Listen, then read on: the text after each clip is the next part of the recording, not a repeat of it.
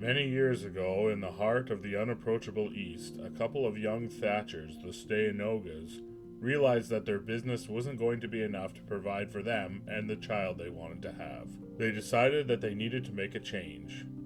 This is a sad story of progress forcing people to change their ways. Only 3 generations before, the family of the woman in this Rashimi couple had control of a booming thatch business along with its power and influence in the city of Imomar. The coastal city experienced a lot of rain and was generally damp. Thatch roofing had to be replaced frequently, but being on the water allowed for a lot of trade and business to take place, keeping the people living there.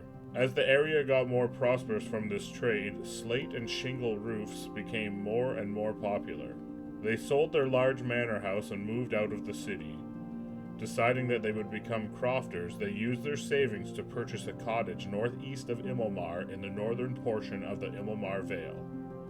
The cottage sat west of the town of Erling, near the southwest corner of the Erlingwood, not far from the shores of Lake Ashane.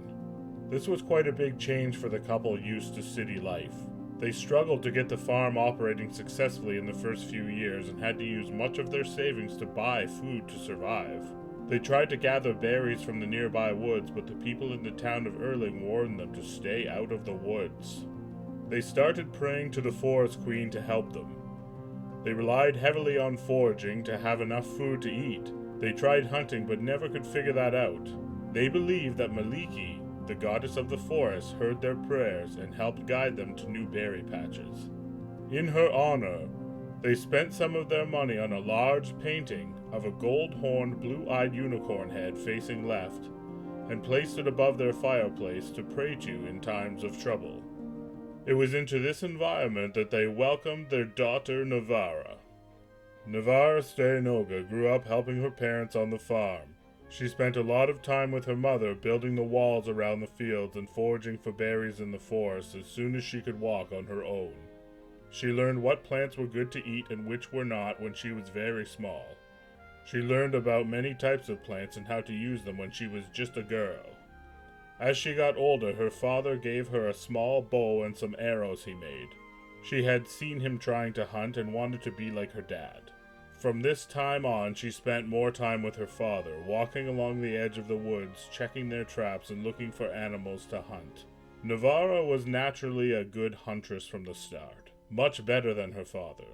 She never liked to kill animals, but knew they needed meat to survive, so sometimes had to.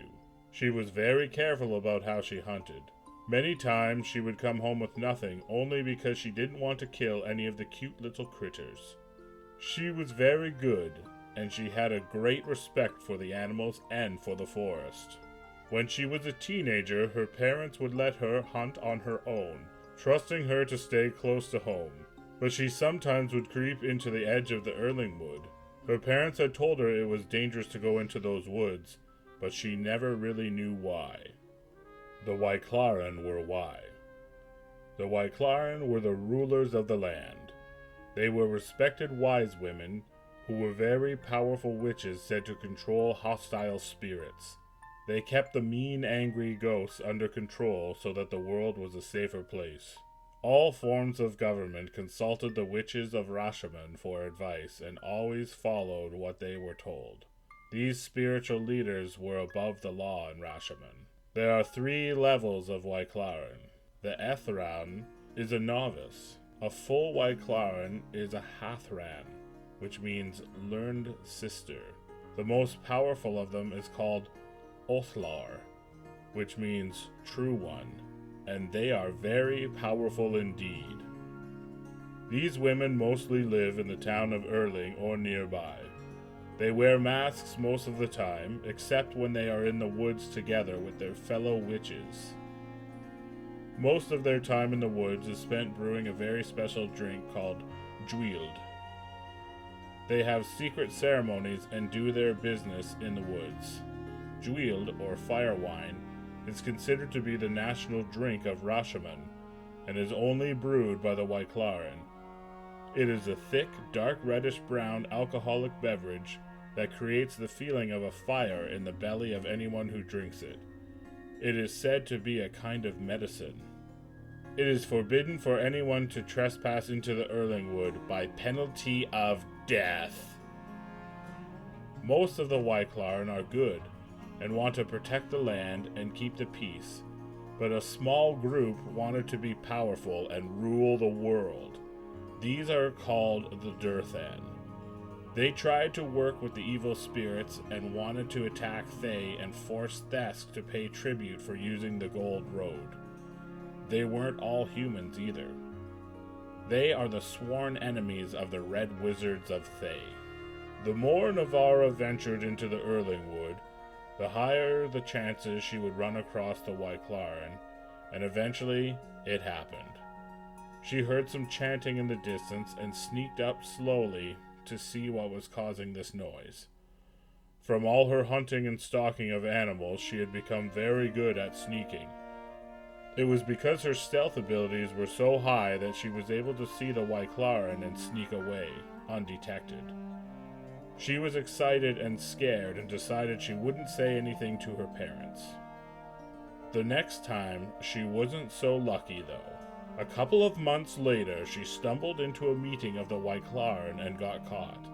They knew who she was and why she was there. Rather than killing her, they decided to put her to work, thinking that someday she could become an Ethran. She was young and strong, and many of the Hathran were getting older and lazier. In exchange for collecting some of the berries and ingredients for Jwield, they taught her more about the forest.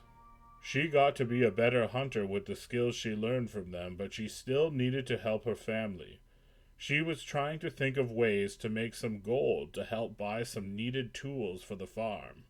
Most of the time, she went to help the Wyclar, and she was working with one Hathran in particular.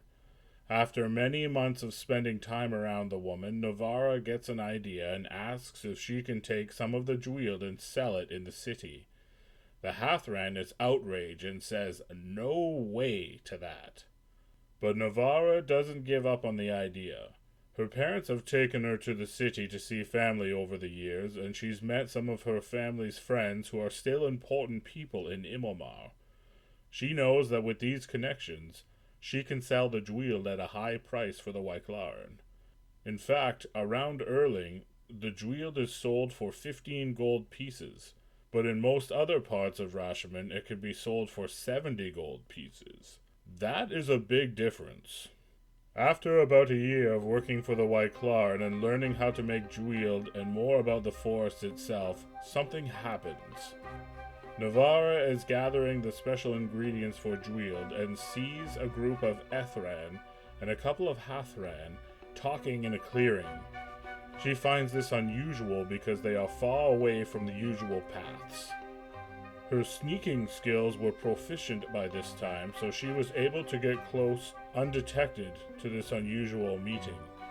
She is able to listen to what they are talking about without being seen. She realizes that this group are Durthan witches.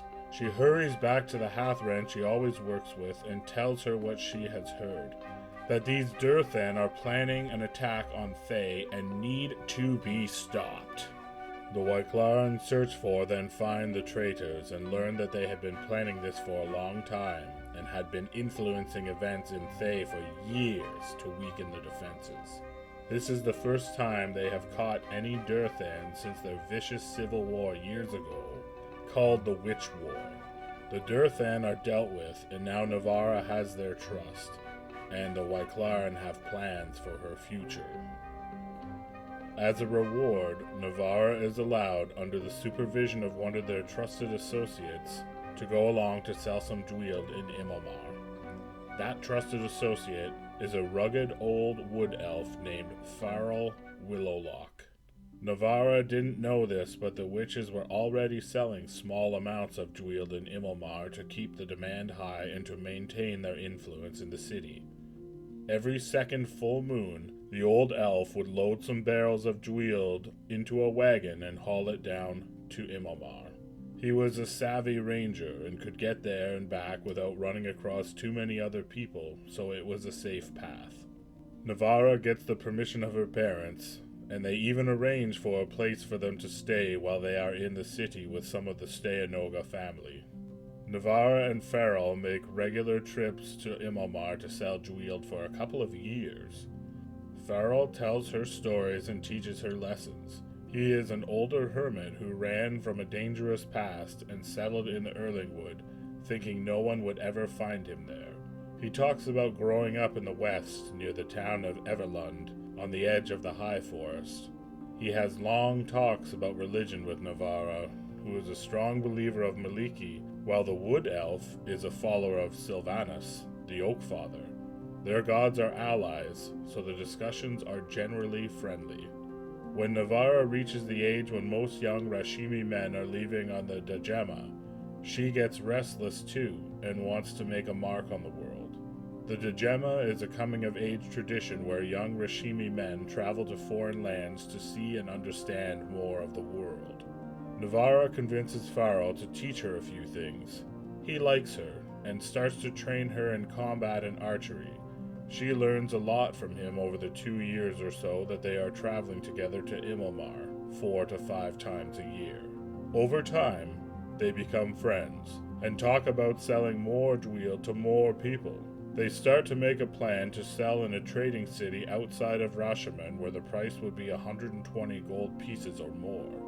There are trading cities nearby, but they know that the farther they go, the more it will be worth, and they beg the White Claren to let them take 2 wagons of Jwield to Mulsantir, except their real plan is to take it all the way to the famed Thesk city of Telflam. Telflam is over 400 miles further, so the Jwield is much more rare there. The White Claren trust them both and let them go with a huge amount of what they have made. It takes many 10 days, but when they arrive and find out what they can sell the Jwield for, and then subtract all the taxes they paid along the Golden Way to get there, they realize they won't make much more than they would have if they would have simply gone to Milsanter, and the length of the journey will anger the witches. They make a plan to find someone in the local thieves guild to sell to without paying taxes so they can still make a profit. They meet a halfling rogue in a bar who says he can help them. His name is Milo Blackbarrel, and he is a member of the Shadow Masters of Telflam. They sell all of their Jwield to him and make much more money than they would have in Mulsantir. They also make a deal to come back to see him once a year with as much Jwield as they can manage. When they return to the Erlingwood, the White Claren are upset that they lied, but not that they made more money, and allow them to keep a higher share. They agree to honor the deal that was made with Milo Blackbarrel, 1 big shipment once a year. To make this work, they change their schedule to Imomar to bring more Jwield fewer times. Everyone is happy. Navarra returns home with some extra gold that she uses to fix up her parents' house and to buy some supplies before winter. This is how she plans to keep them comfortable for now.